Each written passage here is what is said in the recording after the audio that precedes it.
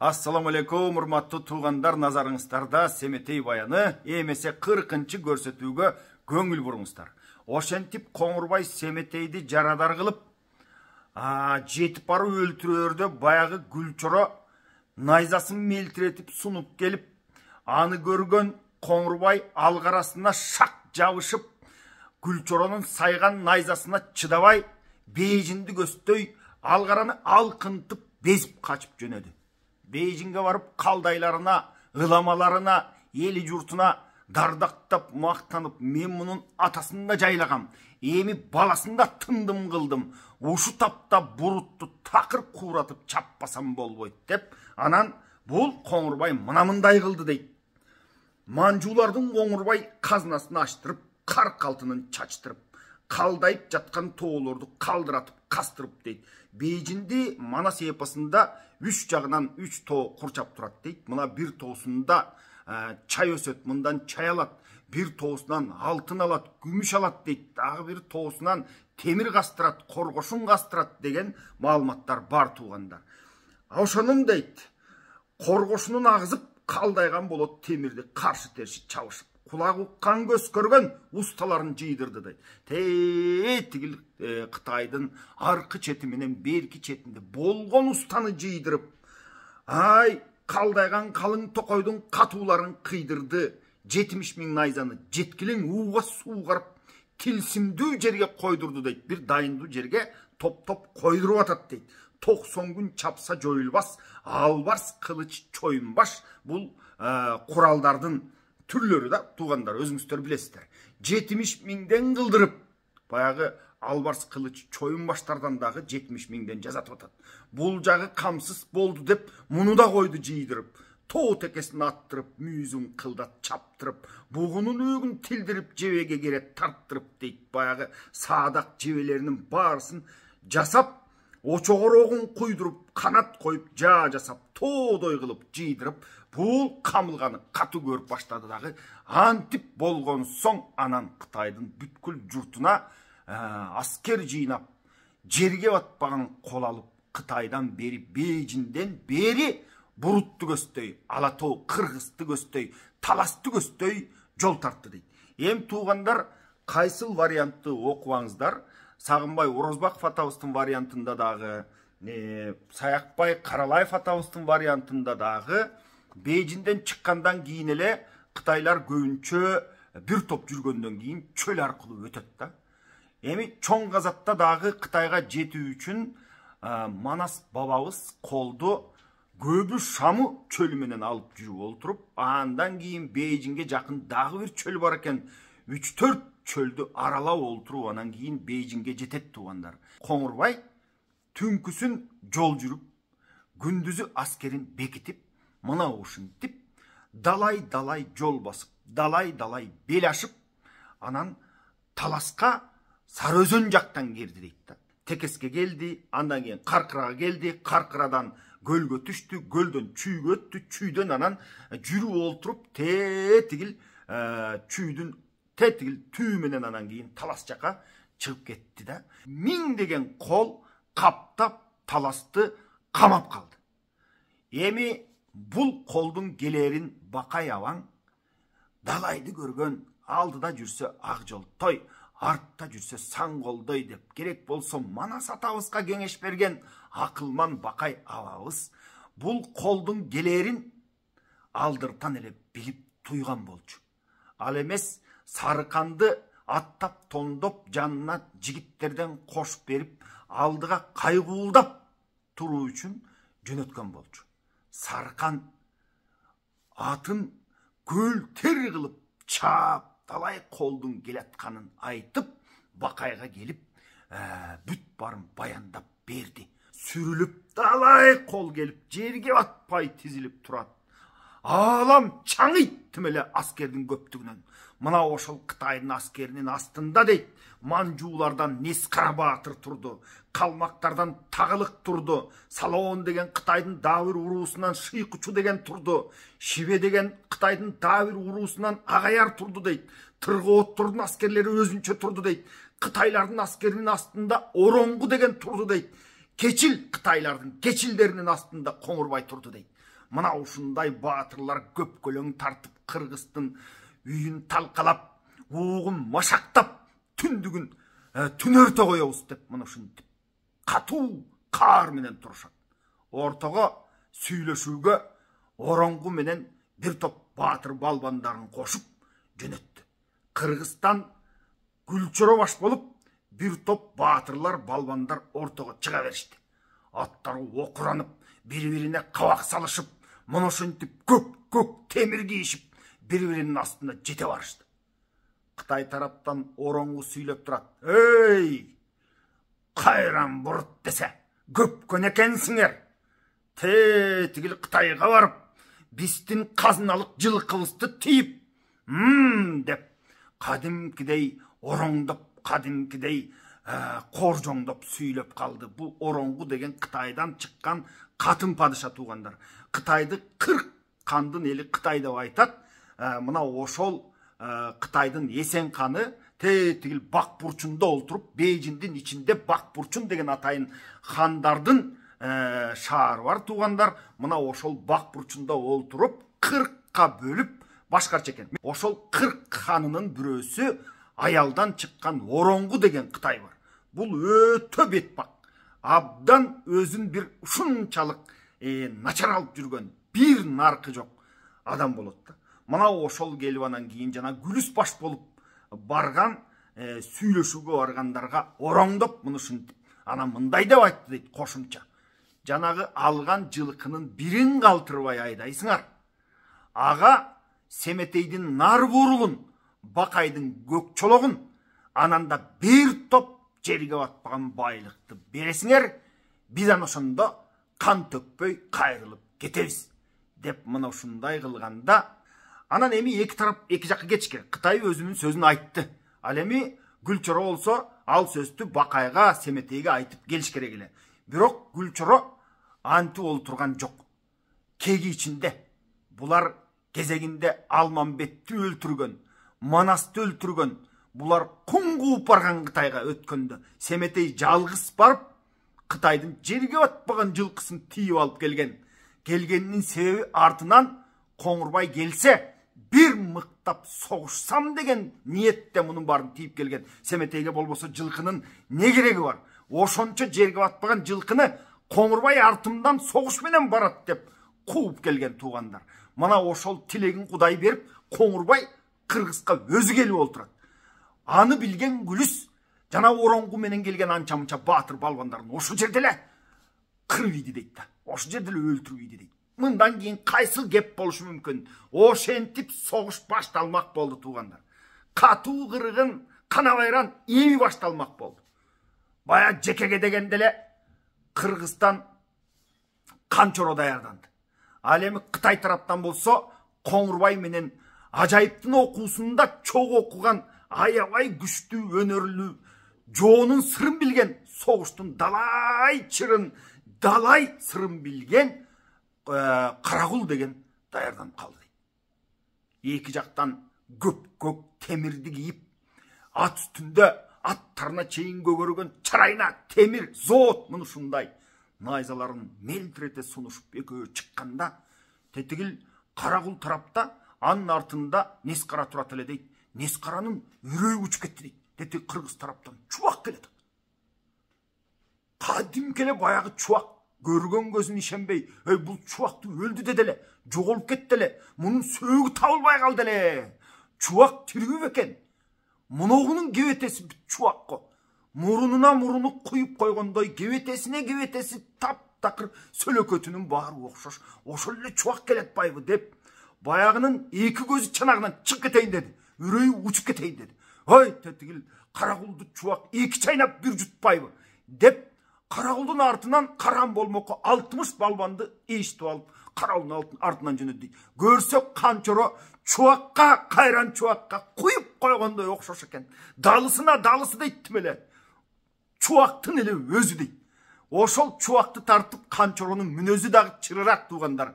Өзүн Саякбай атабыз айтат, бул кичине кара ниет, таарынчактык, Мұны ушундай кичине чуучуңдаган кыялы бар немеле дейт да. Бирок баатырлыгы ченде жок болчу. Ошол келатат. Артынан Сарыкан бул чубактын уулу Канчоро майданга жан кирип жүрдү эле. Мындай чоң согушка катыша эле келе. Эмне болуп кетер экен жаш түлөк деп, анын артынан Сарыкан жөнөдү. Ошентип бири-бирине караан болгону, эки жактан бул жактан Нескара 60 балбанды эшитип алып, наркы жактан Сарыкан бир топ балбанды эшитип алгандан кийин жөнөштү дейт. Канчоро менен Карагул эки жактан найзаларын сунуп келип бири-бирин тарс урганда, найзалар быркырап сынып асманга чачырап атты дейт. Кайрадан барып, кайрадан найза алып, найза жаңыртышып, кайра келип тарс дегенде найзалар быркырап сынат туугандар. Мына ушундай катуу экөөнүн ортосунда бетме-бет кестешүү болду. Найза чак келбей калгандан кийин айбалталарын алышып, бири-бирин айбалта менен салышып, айбалта да түгөндү дейт. Айбалтадан кийин чокморлорун алышып, муну ушинтип салышып, андан кийин кылычка кезек келгенде, баягы Канчоро кылыч менен тетигил Карагулдун башын кыя чапты дейт. Денесинен башы ушундай ыргып кетти. Кытай тарап чур дейт иште. Кыргыз тарап баягы барабан, баягы доолбасын даңкылдатып уруп, кадимкидей шаңдап Манас деп ураан чакырып туруп калышты туугандар. Муну ушинтип согуш башталды. Коңурбай аскердин артында туруп алып, аскерлерге кадимкидей буйрукту берип алгыла дейт. Баргыла, таласын тыйпыл кылып тоногула. Колуңа албай калдым дегениң 10 жыл калгыла. Ээрчитпей калдым, багынтпай калдым дегениң 5-6 катын алгыла. Кызын күн кылгыла, уулуң кул кылгыла деп туруп, муну ушинтип аскердин баарын каптатып ийди дейт. Далай аскер каптады. Кыргыз ошондо кыл чайып артты карабай, кыл чайнап катуу туруп согушуп жатат дейт. Болуп туруңуздар, аны мен сиздерге 1958 жылы чыккан Семетейден окуп берейин. Ошондо Баатыр Семең башында, бала жолборс кашында айкырыкты салышты. Айгайлаган манжууга аянбай кирип калышты. Карагытай калың жоо, Манаста ураан чыкканда Семеңдин үнүн укканда, чаң асманга созулуп, туш-туштан колдору кошулуп, замбирек атып, топ коюп, жазайылга от коюп, каптаган калың сел менен, калкан кийген эр менен, үйөр жүргөн сел менен, үпчүң кийген эр менен, туу түбүндө турушуп, тулпар менен урушуп, чокмор менен чабышып, чокудан кандыгын агызып, айбалта менен салышып, сабы колдо калышып, кылыч менен чабышып, чаң колдо калышып. Жарак колдон кеткенде дейт, баягы колдо жарак калбай калганда дейт туугандар, жакасынан алышып, аттан кулап калышып, буттан торой чалышып, чалкасынан салышып, айрылбаган баш калбай, ал жайбаган каш калбай дейт. Башы айрылып, чокмор тийип, айбалта тийип, каш айрылып туугандар, мына мынтип катуу кыргын болуп жатат дейт. Карагытай, кыргыздар дейт, биягында Карагытай, бияк кыргыздар. Эми бири-биринен жасканбай болот найза мылгытып дейт. Баа найзаны бири-бири төшүнө мылгытып, ушундай кээ бирлери зоот кийген, ошол зоотун тешип мылгып кирип кетип, артынан тепчип өтүп кетип, мына мындай катуу кагылыш, оозунан канын кулгутуп дейт. Баа найза кирип кеткенде оозунан кан чыгып кетип аткан сүрөттөп айтып жатат туугандар. Найзага келген адамды тебетейдей ыргытып, ортосунда баатырлар калың жоону дыргытып, бадана кийген оёндор дейт, башын кесип туйлатып, көй баатырлар киргенде, бадана кийген дегени баа чопкут зоотты айтып атат туугандар. Туулгасынан баштап бутуна чейин кадимкидей зоот чопкут темирден көп туугандар. Карагытай черүүсү дейт, ошондо көй баатырлар кирип барганда, Кытайдын аскери дейт, жараткандап, буркандап дейт. Булар буркан деген туугандар, булар бутка сыйынышат дейт. Ошол Будда болсо керек менимче, мына ошол Буддасына сыйынышып дегенди айтып атат. Буркандап качып жүргөн андан көп, кантип аман калам деп шашып жүргөн андан көп, найза тийбей өзүнчө кулагандар андан көп, өлгөн болуп коктуга сулагандар андан көп, оңбо коңур оңбо деп бышакташкан андан көп, кандай заман болот деп кучакташкан андан көп, чаң тополоң болушуп, чарчаганча согушуп, таластын үстү чаң болуп, талаанын баары кам болуп, кыймылдабай кылтасы кылыч тийген андан көп, кыйсы бөөдөн жардырып, кыңылдаган мындан көп, айбалта тийген андан көп, алсырап жаткан мындан көп, кан токтобой шыркырап, кансырап жаткан андан көп, жүрөгү түшүп токтобой сүзүлүп жаткан андан көп, ат үстүндө тура албай үзүлүп жаткан мындан көп. Ат үстүндө тура албай, баян найза кылыч тийгенде үзүлүп кетип атат дейт. Жаңы чыгып кетип аткан мындан көп дейт. Топурак учуп, чаң басып, тоо көрүнбөйт адамга. Кимиси душман, кимиси эл, жоо көрүнбөйт адамга. Кан кечишкен майданда качкан кыргыз жок болду, Каракытай Манжууга качаңгы кеги косколду дейт. Качкан бир да кыргыз жок болду дейт. Баягы таласты камап калганда кыргыз Ала тоону коргоп, мекенди коргоп, жерди коргоп, Манаста уран чакырып, бир да качпай өжөрлөнүп салгылашып атат дейт. Туугандар, эмне үчүн кыргыз өжөрлөнүп салгылашып ушундай согушка киргенде кыргыз башкача болуп кеткен? Мындай сөз бар туугандар. Жаздыктан өлгөн жаманат, жоодон өлгөн салтанат дейт. Кыргыздын идеологиясы бул сөз дагы туугандар. Эмнеге? Эгерде эли жериңе өмүрүңдү арнасаң, акыл эмгегиңди арнасаң, ошол эли жериңе бүткүл ишиңди, жаныңды арнасаң, эл журт сенин бийлигиң, сенин өлкөң, мамлекетиң сени эч убакта унутпай, укумдан тукумга кеп кылып сенин кадырыңды арттырып турган үчүн туугандар, жоодон өлгөн салтанат деп кыргыздын кандай ери болбосун өлкөсү үчүн башын төшөп койгон туугандар. Мына муну дагы биз көңүлүбүзгө алып, өзүбүздүн идеологиябызда колдонушубуз керек туугандар. Ооба, мурункудай согуш заман эмес. Азыр акыл эмгеги менен канча деген окумуштуулар бар, канча деген мыктылар бар, канча деген элибиз үчүн, жерибиз үчүн ошол башын төшөп коюп, өмүрүн арнап койгон жазуучуларыбыз бар, акындарыбыз бар, жана башка аскери адамдарыбыз бар. Мына ошолордун кадырына жетсек гана мамлекет өнүгүп өсөт туугандар. Эгер биз мындай адамдардын кадырына жете албай турган болсок, мамлекетке ким өмүрүн арнагысы келсин? Ууру көбөйөт, өзүнүн жанын баккан акмактар көбөйөт туугандар. Мунушуну дагы эске алып коюш керек. Эмесе кайрадан улантайын. Ошентип кордук көргөн Коңурбай, коло себин ала албай, берендерге беттешип, өзү мурун бара албай, муну ушинтип Кытай жалтанып калды дейт. Мына ушинтип согушуп ал күн өттү туугандар. Кол тыныгууга кетти. Мына ушул учурда эки жактан кол тыныгып, өлүктөрүн чогултуп, жарадарларын алып кетип жатканда, Саякбай Каралаев атабыздын варианты боюнча Гүлчөрө мына мындай амал кылат туугандар. Гүлчөрө Семетейден нар буурулду сурап алып, Манастын ак олпогун кийип алып, тетиги Кытайдын аскери турган оругун көздөй, эндекей, эч нерседен коркуп үркпөстөн Гүлчөрө жөнөдү дейт. Туугандар, мына ушул жерде мен бир нерсе айта кетейин. Сиздерге Семетей эпосун мен эки китептен айтып берип атам. Бирөөсү 58-жылы чыккан илгерки аталарыбыздын, эми бир топ манасчы семетейчи аталарыбыздын вариантында ушул Семетей топтолгон.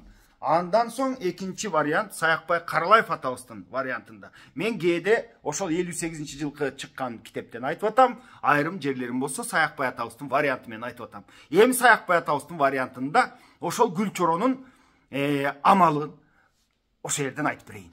Коңурбайдын астына бастырып келип эле тартынбастан мына мындай деп сөз баштады дейт.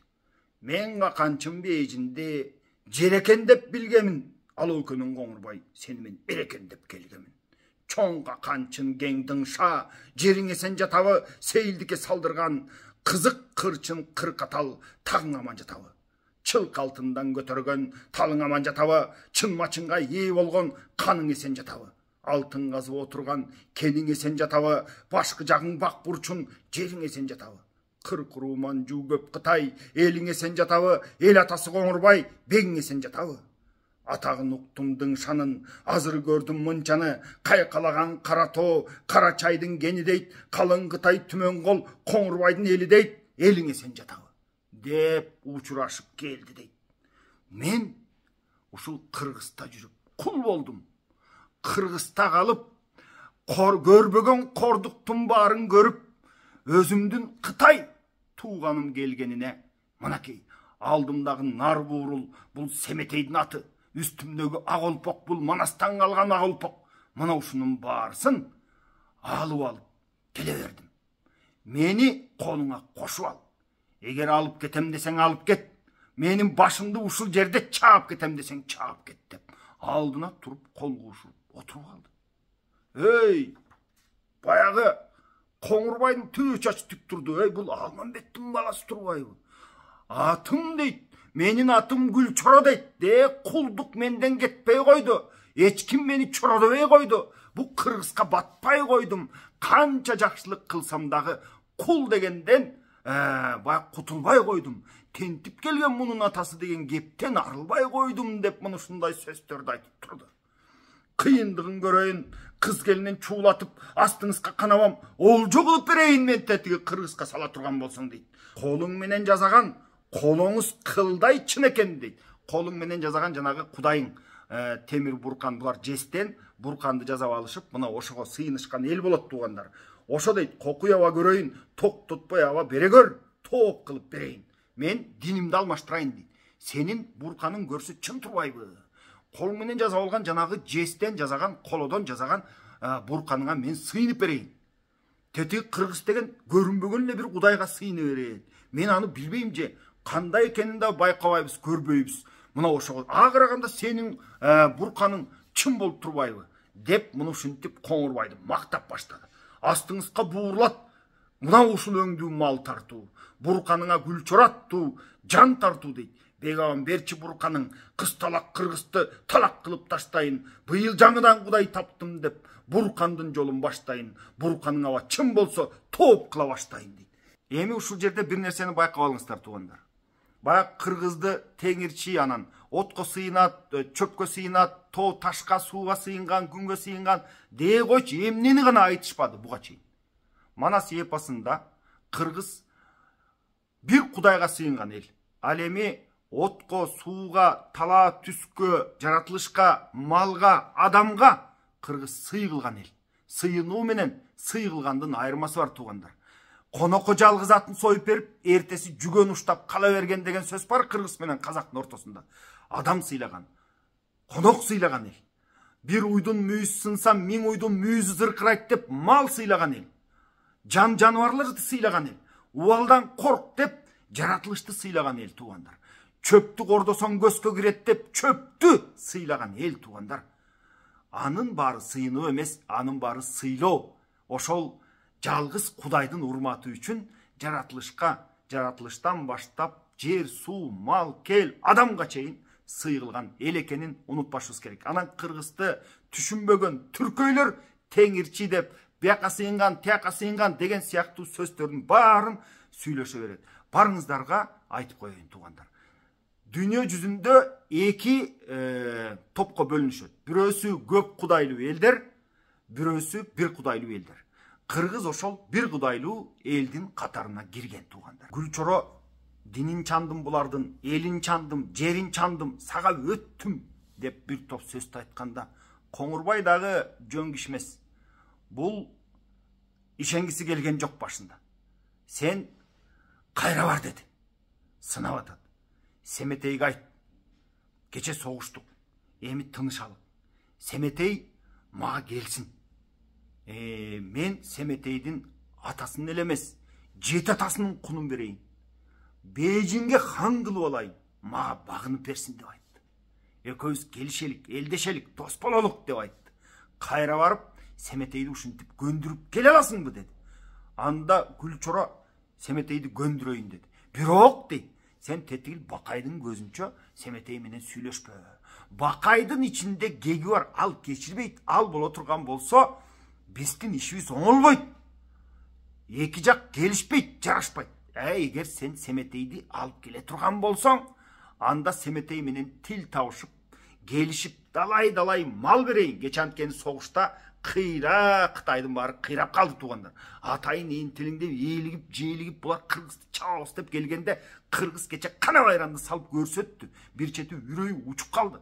Мына ушинтип сен Семетейди көндүрүп келбейсиң деп баягы Гүлчорону сынап кайра жөнөтүп атат. Гүлчородагы ой кыйланы билген кыйдылыгы бар. Гүлчоронун дагы далай куулугу бар, кылтыңдаган. Согуштун ар кандай ыкмаларын билишет. Коңурбайдын колу ар кандай курама кол болгон да туугандар. Ар кайсы элден, ошол Кытайдын эле ичинде айрымдар эми баргысы деле келген эмес. Баягы Коңурбайдын өкүм зордугуна чыдабай ошончо кол келди дейт. Анан Бейжиңдин ар жагында Сазаңшаң деген жер бар эле дейт. Даңгүбө деген эл бар болчу дейт. Булар адам сыягы жок эле дейт. Адамга окшош эмес, абдан чоң, адамдан 6 эсе чоң.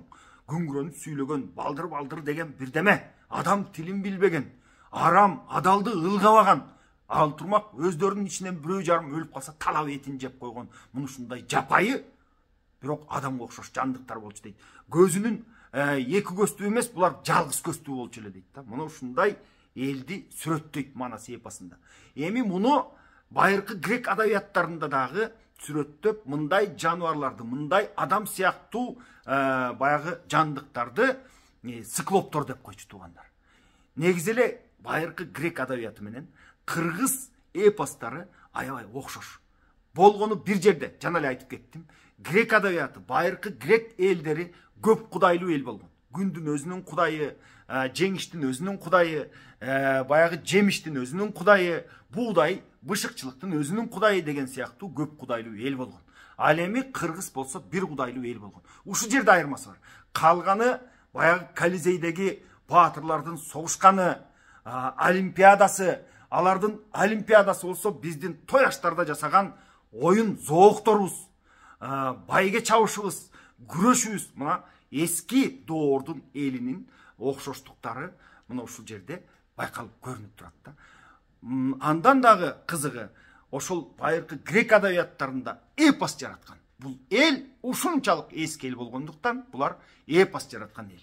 Ошого эле улай кыргыз эли илгерки эски көөнө эл болгондуктан булар дагы эпос жараткан эл туугандар. Ошентип Сазаңшаңдан тетигиндей баягындай дөөлөрдү айдап келген дейт. Алардын башчысы Чабалай деген болгон дейт. Мына ошол Чабалай анча мынча жекеге чыкканды тоотуп да койчу эмес дейт. Чок мурун алып чыгып кериги менен барып, баа жекеге чыкканда мени өзөртү чаап ушинтип келе берчи дейт.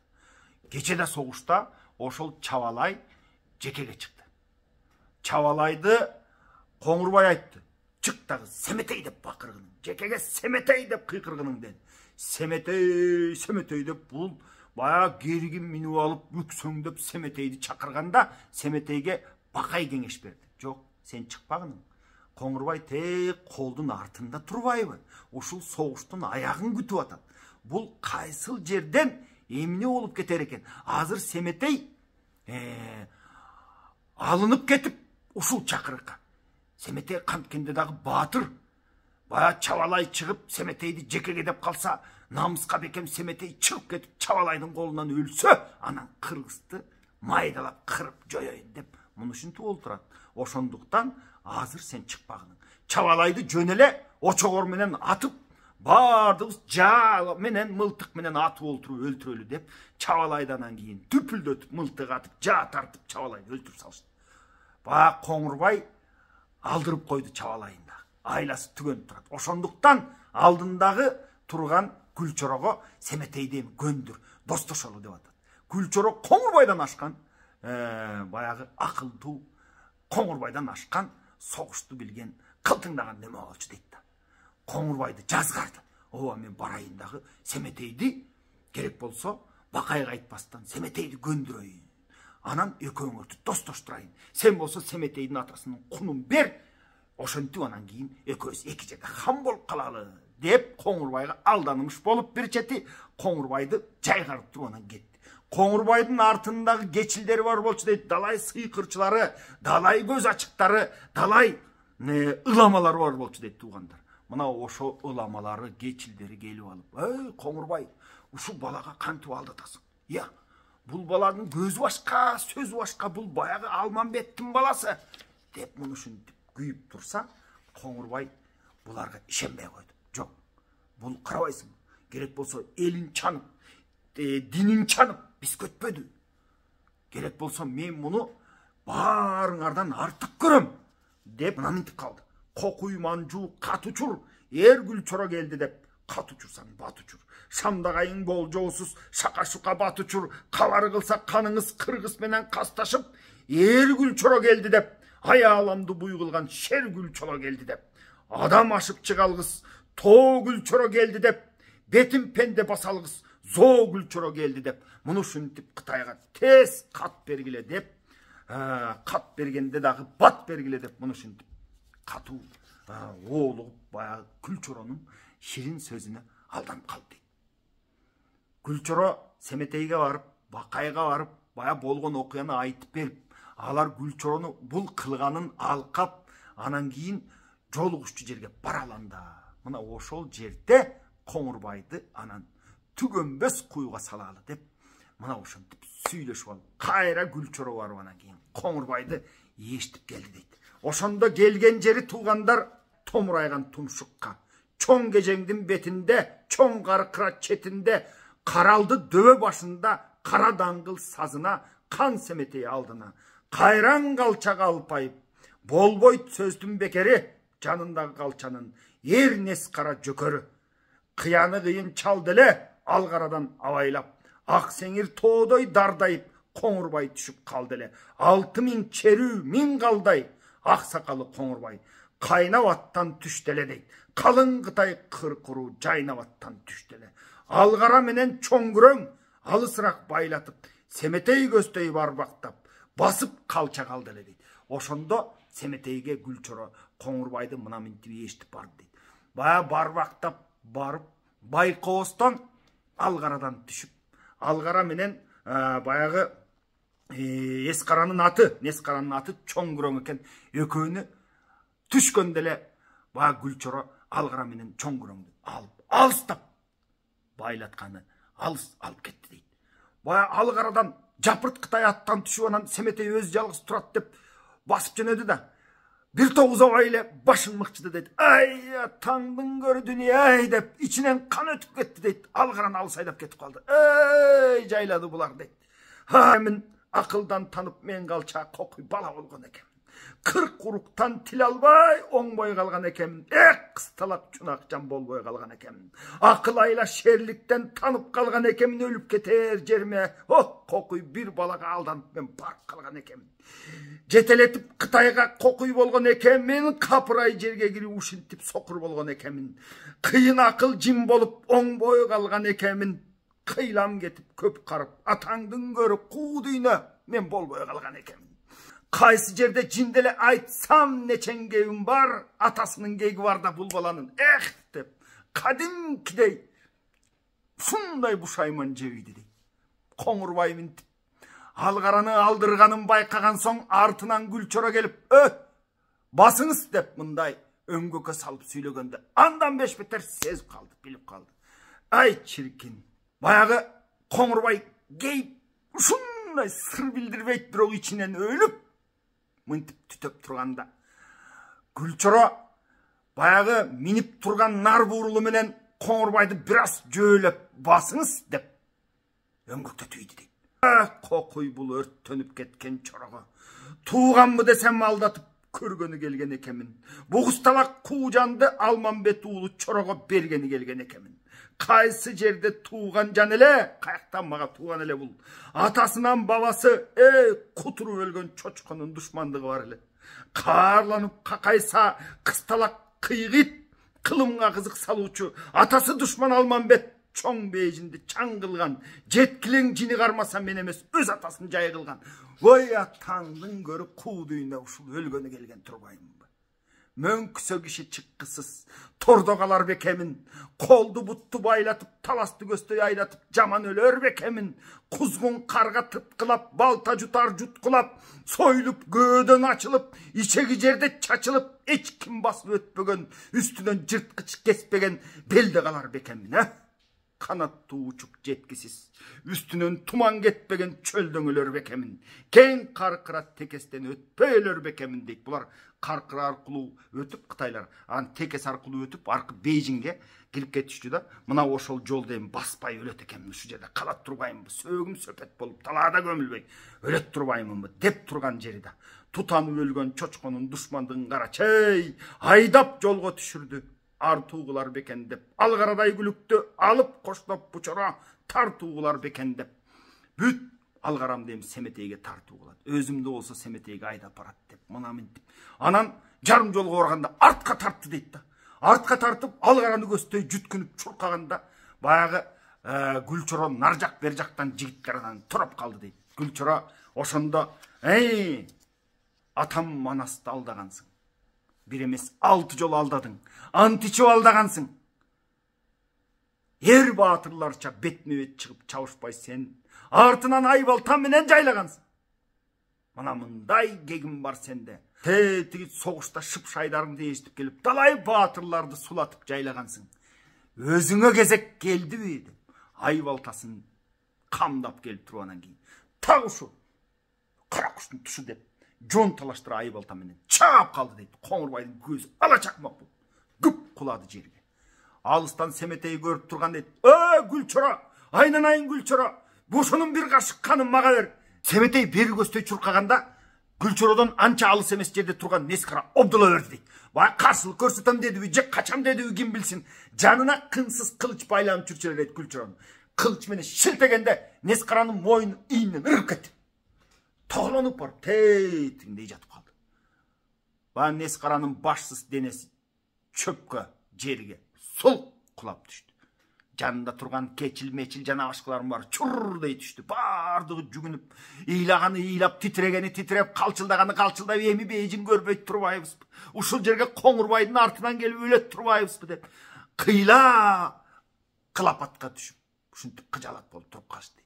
Аңгыча болбой Семетей нар жактан чуркап келип, баягы калчылдап титиреп аткан Коңурбайдын так ушул кара куштун тушунда мылгып батып турган айбалта, жана эле Гүлчоро чапкан айбалтаны буту менен түрөп сууруп алды дагы. Баягыдей кечең 6000 нар 40 тайга сатып алган ак тинте кый сүбөгө мал деле, даңгыттарга жар деле, ичиндеги караган кочтап жутуп алды эле дейт. Ошондо ушундай баягы кег ичинде турган неме Коңурбайдын канын бир кокуштап жутуп ийди дейт. Манастын уулу көк жалың күйүттүн баарын чачылып, күзгүдөй көөнүң ачылып, капанын баары чачылып, кабак жарык ачылып, Баатыр Бакай карысы күнүмү Кудай берди деп, күрсүйгөн калчаң өлдү деп, бар дүмөктөн түңүлүп, арсландын баары тирилип, көп абийир бизге табылып, көрүнгөн көчүк жабылып, Коңурбай союп салганы, айт дегизбей калчаны башын кесип алганы. Ошентип Коңурбай өлдү туугандар. Семетейди азгырайын деп көрдү. Мени өлтүрбө, мени өлтүрсөң бир чымындай эле жан өлөт. Эки элдин баары кагышып, согушуп, өмүр бою душмандашабыз. Андан көрө мен сага бүткүл бежинди берейин айнанайын деп минтип азгырам деп көрдү ага чейин. Бакай айтты: "Эй Семетей, атаңа жакшылык кылбаган. Атаңды керек болсо 6 жолу алдаган.